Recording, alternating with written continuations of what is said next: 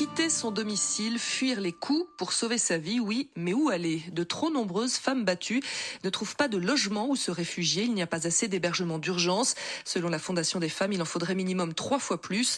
D'où l'importance de l'association Un abri qui sauve des vies. Elle propose des colocations provisoires chez des personnes bénévoles. Faustine Calmel a rencontré Chloé qui accueille Jeanne dans la région lyonnaise.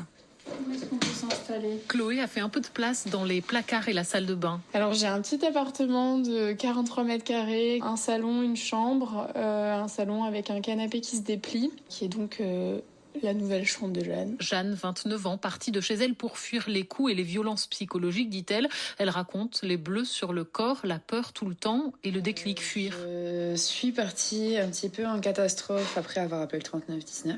Et je préférais ça plutôt que de rester à la maison et de soit prendre le risque qu'il m'arrive quelque chose, soit prendre le risque que moi-même je mette fin à mes jours par cause de trop plein. Et c'est vrai que c'est très dur de se dire... Ok, il faut que je parte ce soir. Elle me dit partir ce soir, mais je vais où ? Comment ?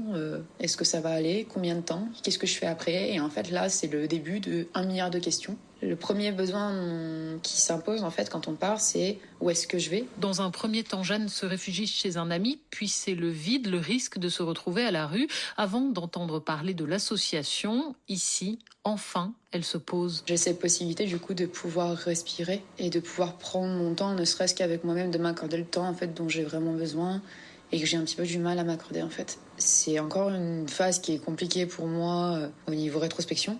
Et c'est vrai que le fait de pouvoir discuter de plein de choses différentes, y compris de nos passions, moi, c'est quelque chose qui me fait un bien fou et au final, où je pense que depuis que je suis arrivée ici, il n'y a pas tant de fois au final où je te dis non, j'ai pas envie de discuter. Les deux jeunes femmes discutent, sport, jeux vidéo et violence aussi, car Chloé a également été victime dans sa préadolescence. Assez jeune, d'agressions sexuelles de la part de membres de ma famille. J'ai vécu aussi des violences conjugales, psychologiques, physiques, donc voilà. L'accueil n'est jamais trop long, 3 semaines en moyenne avant de changer d'abritant ou de trouver une solution pérenne.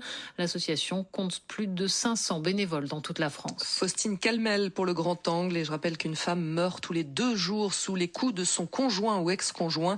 Et je rappelle aussi le numéro d'écoute nationale destiné aux femmes victimes de violences, le 3919.